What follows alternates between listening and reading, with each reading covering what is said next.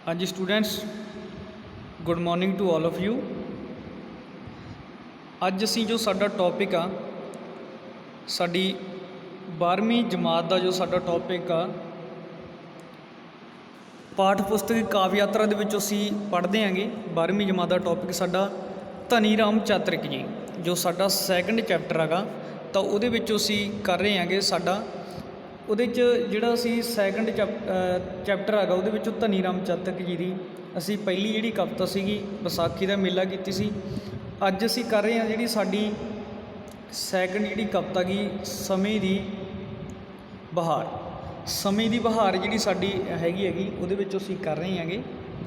तो असी सब तो पहला जिहड़ा समय दी बहार कविता दे जिहड़े पहले पैरे बारे पढ़ रहे हैं।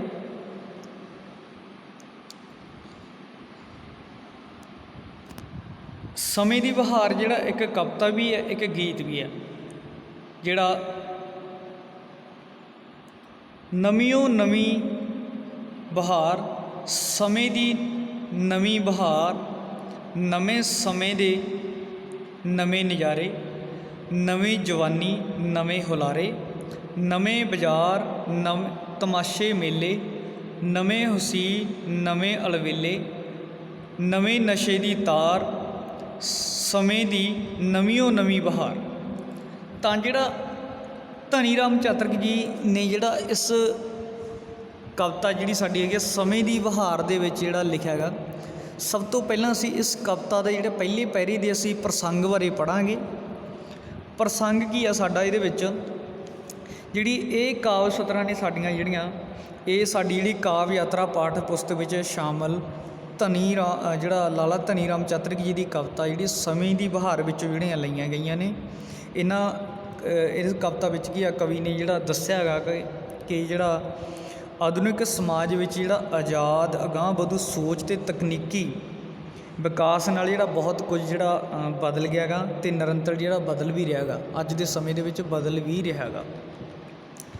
इउं जापदा कि जिवें सारा कुछ जिहड़ा नवां हो गया गा, नवे जिहड़े विकसित समाज विच की पुराने ते जिहड़े पछां खिच्चू जिहड़े ख्यालां वालियां दी जिहड़ी कोई अहमियत जिहड़ी नहीं रहेगी। उन्हां नूं जिहड़ा समय दे अनुसार की अपने विचारां विच जिहड़ा तब्दीली आउणी चाहीदी हैगी। उन्हां नूं कहा गा भी जिहड़े पुराने ख्यालां दे जिहड़े व्यक्ति हैगे उन्हां दी जिहड़ी अज दे समय विच कोई ज़्यादा अहमियत नहीं रही। उन्हां नूं भी अज दे समय दे मुताबिक जिहड़ा ढल लेना चाहिदा गा, उन्हां नूं अज दे समय दे नाल ही चलना चाहिदा गा। तां इह साडा जिहड़ा प्रसंग आ इस जिहड़े कविता दे पहले पैरे की जिहड़ी व्याख्या गी, तो व्याख्या दे विच जिहड़ा कवि ने लिखिआ गा भी इन्हां सतरां विच जिहड़ा कवि लिखदा गा भी आधुनिक जिहड़ा समाज विच आ रहे जिहड़े परिवर्तन नूं की हैगा अपनी कविता जिहड़ा केंद्री बिंदु जिहड़ा बनाउंदा होया लिखदा गा कवि क्या जिहड़ा अज अजोके समय विच की हैगा अगांह वधू सोच कारण की हैगा समाज विच जिहड़ा एक तरह नाल जिहड़ी नवीं बहार जिहड़ी आ रही है। जिहड़ा नਵੇਂ ते आज़ाद जिहड़े समाज के दृश्य भी जिहड़े बदले हुए दे नਵੇਂ ने। समाज अंदर की नवीं जवानी जिहड़ी प्रवेश कर गई आ। समाज ਲਈ की हैगा समाज नूं नवीं किस्म के जिहड़े झूटे का आनंद मिल रहा हैगा।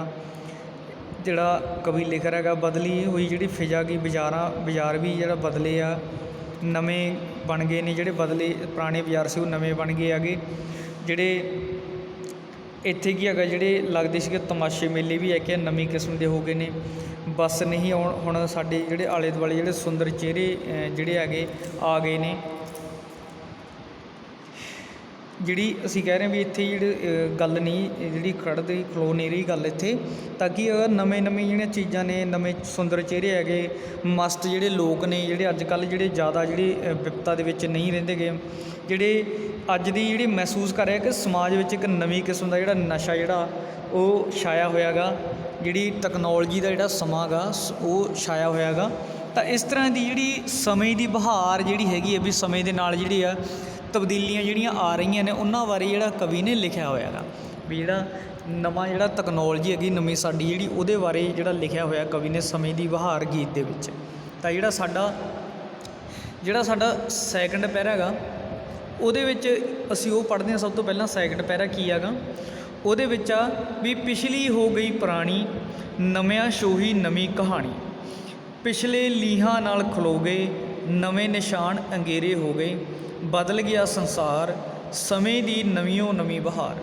ਜਿਹੜਾ ਕਵਿਤਾ ਦੇ ਵਿੱਚ ਜਿਹੜਾ ਲਿਖਿਆ ਹੋਇਆ ਸਾਡਾ ਸੈਕੰਡ ਪੈਰਾ, ਉਹਦੇ ਵਿੱਚ ਜਿਹੜਾ ਪ੍ਰਸੰਗ ਆ ਕਵੀ ਨੇ ਲਿਖਿਆ ਗਾ ਵੀ ਜਿਹੜੀਆਂ ਇਹ ਸਭ ਤੋਂ ਪਹਿਲਾਂ ਅਸੀਂ ਇਹੀ ਲਿਖਾਂਗੇ ਵੀ ਜਿਹੜੀਆਂ ਇਹ ਸਤਰਾਂ ਨੇ ਸਾਡੀਆਂ, ਇਹ ਜਿਹੜੀ ਸਾਡੀ ਕਾਵਿ ਯਾਤਰਾ ਪਾਠਕ ਪੁਸਤਕ ਵਿੱਚ ਨੇ ਸ਼ਾਮਲ। ਲਾਲਾ ਜਿਹੜਾ ਧਨੀ ਰਾਮ ਚਾਤਰਕ ਜੀ ਦੀ ਜਿਹੜੀ ਕਵਿਤਾ ਸਮੇਂ ਦੀ ਬਹਾਰ ਵਿੱਚੋਂ ਜਿਹੜੀਆਂ ਲਈਆਂ ਗਈਆਂ ਨੇ। ਇਹਨਾਂ ਕਵਿਤਾ ਵਿੱਚ ਜਿਹੜਾ ਕਵੀ ਨੇ ਦੱਸਿਆ ਕਿ ਆਧੁਨਿਕ ਸਮਾਜ ਵਿੱਚ ਜਿਹੜਾ ਆਜ਼ਾਦ ਅਤੇ ਜਿਹੜੀ ਤਕਨੀਕੀ ਵਿਕਾਸ ਨਾਲ ਬਹੁਤ ਜਿਹੜਾ ਕੁਝ ਬਦਲ ਰਿਹਾ ਹੈਗਾ, ਉਹਨਾਂ 'ਤੇ ਜਿਹੜਾ ਨਿਰੰਤਰ ਪੂਰੇ ਤੌਰ 'ਤੇ ਜਿਹੜਾ ਬਦਲ ਵੀ ਰਿਹਾ ਅਤੇ ਚੱਲਦਾ ਵੀ ਰਹਿ ਰਿਹਾ, ਹਜੇ ਚੱਲ ਵੀ ਰਿਹਾ ਹੈਗਾ।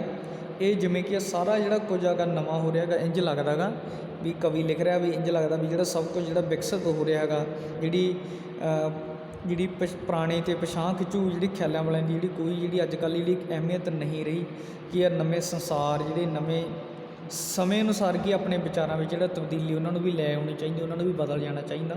ਕਵੀ ਨੇ ਜਿਹੜਾ ਪਿਛਲੀਆਂ ਗੱਲਾਂ ਹੁਣ ਕੀ ਹੈਗਾ ਖਤਮ ਜਿਹੜੀਆਂ ਹੋ ਗਈਆਂ ਨੇ, ਨਵੀਆਂ ਸੋਚਣ ਰੱਖਣ ਵਾਲੇ ਜਿਹੜੇ ਨਿਰੰਤਰ ਜਿਹੜਾ ਤਰੱਕੀ ਕਰ ਰਹੇ ਜਿਸ ਕਾਰਨ ਕਿ ਸਮਾਜ ਬਦਲ ਰਿਹਾ, ਉਹਨਾਂ ਬਾਰੇ ਜਿਹੜਾ ਕਿਹਾ ਹੈਗਾ ਕਵੀ ਨੇ, ਜਿਹੜਾ ਉਹਨਾਂ ਬਾਰੇ ਲਿਖਣ ਦੀ ਜਿਹੜੀ ਕੋਸ਼ਿਸ਼ ਕੀਤੀ ਹੈਗੀ।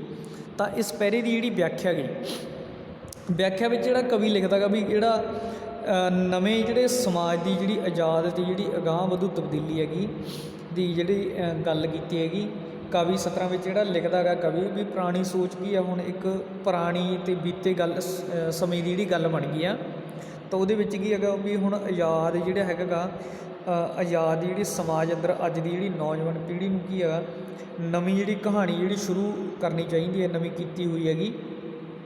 ਜਿਹੜਾ ਸਮਾਜ ਆ ਨੌਜਵਾਨ ਪੀੜ੍ਹੀ ਦੇ ਜਿਹੜੀ ਸੋਚ ਅਤੇ ਜਿਹੜਾ ਵਿਚਾਰਾਂ ਤੋਂ ਪ੍ਰਭਾਵਿਤ ਜਿਹੜਾ ਹੋ ਰਿਹਾ ਹੈਗਾ, ਸਿੱਟੇ ਵਜੋਂ ਕੀ ਹੈਗਾ ਪੁਰਾਣੀ ਪੀੜ੍ਹੀ ਹੈਗੀ ਜਿਹੜੀ ਪੁਰਾਣੇ ਖਿਆਲਾਂ ਦੇ ਲੋਕ ਨੇ, ਪੁਰਾਣੇ ਵਿਚਾਰਾਂ ਜਿਹੜੇ ਹੈਗੀ ਜਿਹੜੀ ਉਹਨਾਂ ਤੱਕ ਜਿਹੜੀ ਸੀਮਿਤ ਰਹਿ ਕੇ ਹੋ ਕੇ ਜਿਹੜੀ ਰਹਿ ਗਈ ਆ।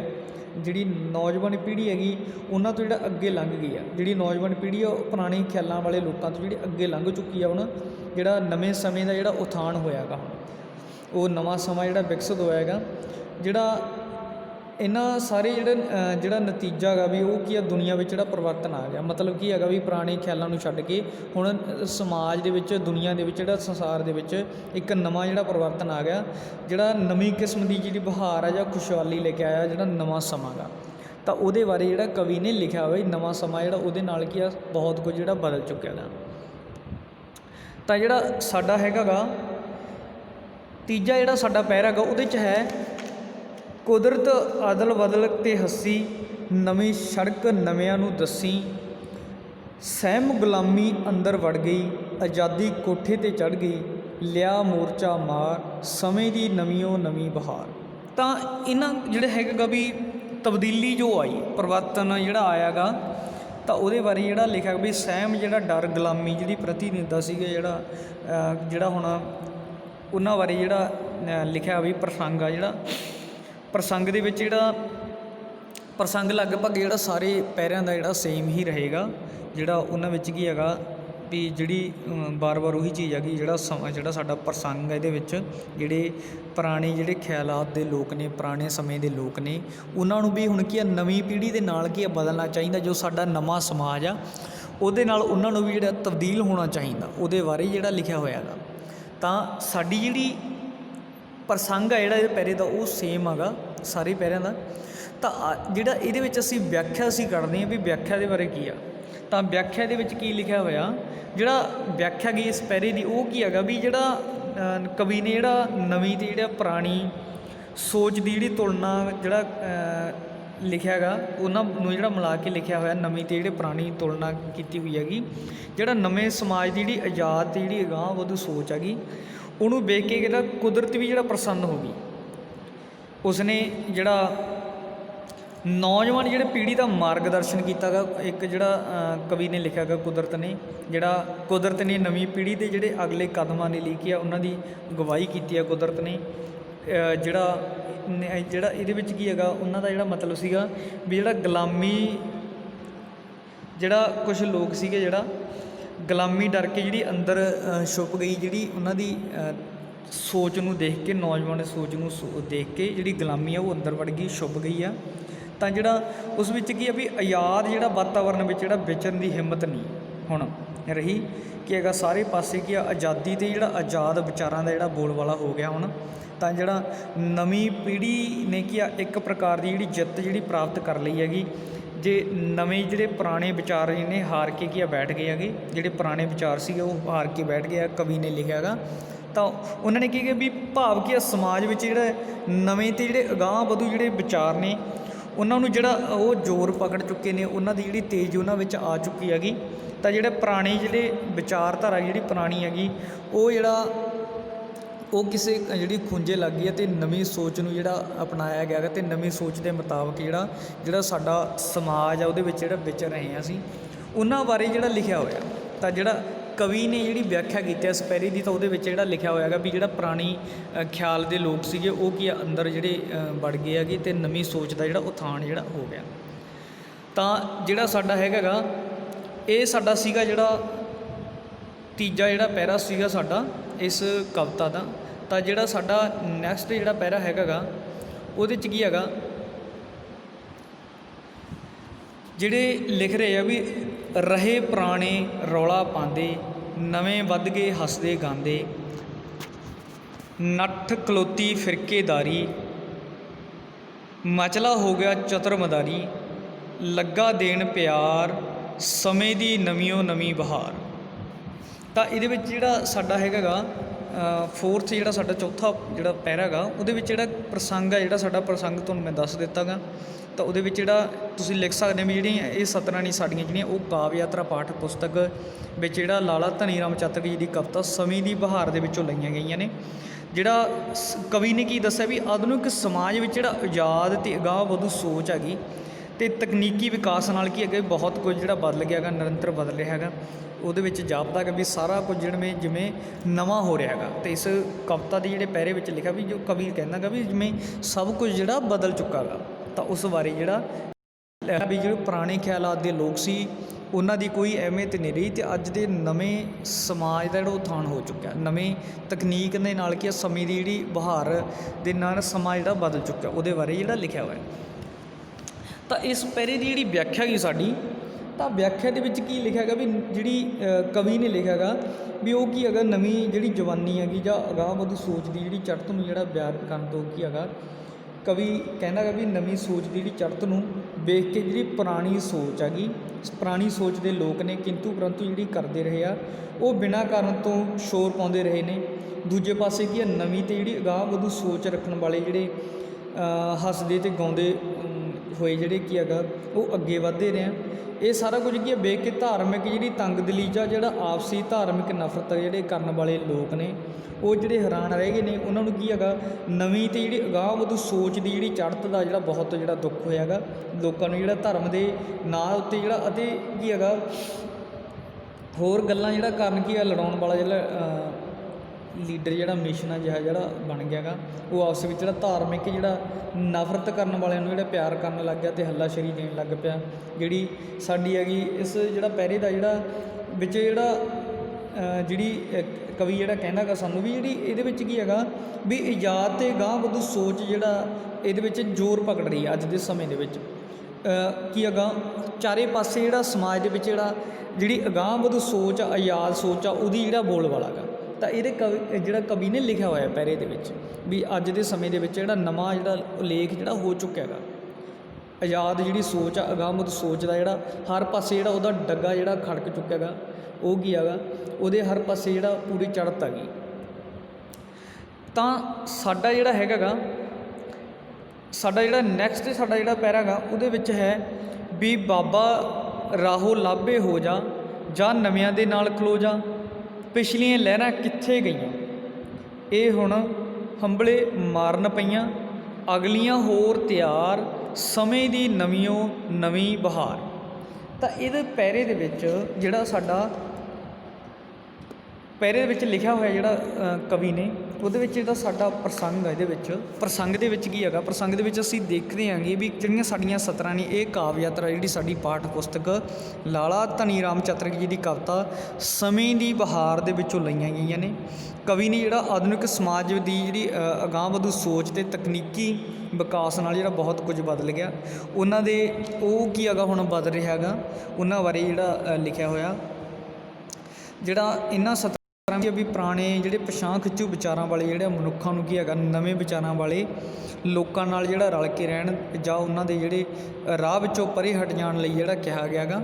ਤਾਂ ਕਵੀ ਨੇ ਜਿਹੜਾ ਇਸ ਪ੍ਰਸੰਗ ਦੇ ਵਿੱਚ ਜਿਹੜਾ ਜਾਂ ਵਿਆਖਿਆ ਦੇ ਵਿੱਚ ਲਿਖਿਆ ਇਹਨਾਂ ਸਤਰਾਂ ਦੇ ਵਿੱਚ, ਤਾਂ ਜਿਹੜੀ ਵਿਆਖਿਆ ਜਿਹੜੀ ਲਿਖੀ ਹੈਗੀ, ਵਿਆਖਿਆ ਦੇ ਵਿੱਚ ਕੀ ਕਹਿ ਰਿਹਾ ਜਿਹੜਾ ਸਾਡਾ ਕਵੀ ਆ ਵੀ ਬਾਬਾ ਰਾਹੋ ਲਾਭੇ ਹੋ ਜਾ ਜਾਂ ਨਵਿਆਂ ਦੇ ਨਾਲ ਖਲੋ ਜਾ।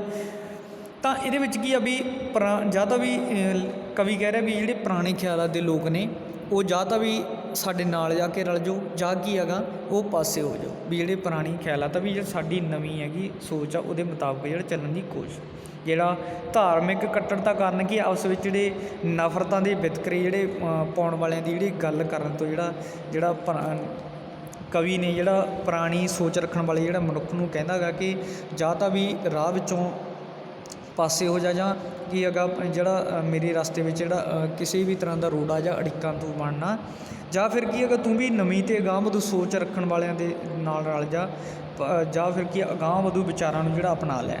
ਤਾਂ ਜਿਹੜੀਆਂ ਪਿਛਲੀਆਂ ਅਤੇ ਪੁਰਾਣੀਆਂ ਜਿਹੜੀਆਂ ਲਹਿਰਾਂ ਗਾ ਉਹਨਾਂ ਦਾ ਪਤਾ ਕੀ ਆ ਵੀ ਕਿੱਧਰ ਗਵਾਚ ਗਈਆਂ, ਉਹਨਾਂ ਦੇ ਮਤਲਬ ਕਵੀ ਲਿਖ ਰਿਹਾ ਹੈਗਾ ਇਹਨਾਂ ਚੀਜ਼ਾਂ ਜਿਹੜੀਆਂ ਸਾਡੀ ਸਤਰਾਂ ਨੇ ਸਾਡੀਆਂ ਵੀ ਜਿਹੜੀਆਂ ਨਵੀਆਂ ਅਤੇ ਜਿਹੜੀਆਂ ਅਗਾਂਹ ਵਧੂ ਲਹਿਰਾਂ ਜਿਹੜੀ ਹਿੰਮਤ ਕਰ ਰਹੀਆਂ ਨੇ ਅਤੇ ਉਹਨਾਂ ਨੂੰ ਅੱਗੇ ਆਉਣ ਦਿਓ, ਵੀ ਜਿਹੜੀਆਂ ਪੁਰਾਣੀਆਂ ਲਹਿਰਾਂ ਨੇ ਉਹ ਕਿਧਰੇ ਖੋ ਗਈਆਂ ਅਤੇ ਨਵੀਆਂ ਜਿਹੜੀਆਂ ਲਹਿਰਾਂ ਨੂੰ ਆਉਣ ਦਿਓ। ਤਾਂ ਜਿਹੜਾ ਉਹਨਾਂ ਨੇ ਕਈ ਪ੍ਰਾਪਤੀਆਂ ਦੇ ਲਈ ਕੀ ਹੈਗਾ ਕਰ ਲਈਆਂ ਨੇ।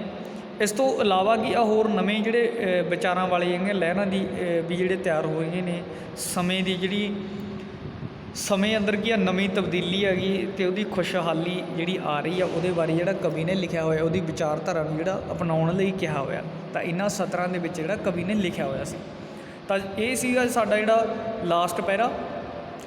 ਤਾਂ ਇਹਦੇ ਜਿਹੜੀ ਕਵਿਤਾ ਦੇ ਨਾਲ ਸਮੇਂ ਦੀ ਜਿਹੜੀ ਹੈਗੀ ਬਹਾਰ ਕਵਿਤਾ ਦੇ ਵਿੱਚ ਕੀ ਹੈਗਾ, ਜਿਹੜਾ ਕਵੀ ਨੇ ਜਿਹੜਾ ਸਾਡੇ ਅੱਗੇ ਜਿਹੜਾ ਸਾਡੇ ਕੁਝ ਇਹਦੇ ਨਾਲ ਸੰਬੰਧਿਤ ਕਵਿਤਾ ਦੇ ਨਾਲ ਜਿਹੜੇ ਪ੍ਰਸ਼ਨ ਨੇ ਉਹਨਾਂ ਬਾਰੇ ਜਿਹੜਾ ਲਿਖਿਆ ਹੋਇਆ ਹੈਗਾ।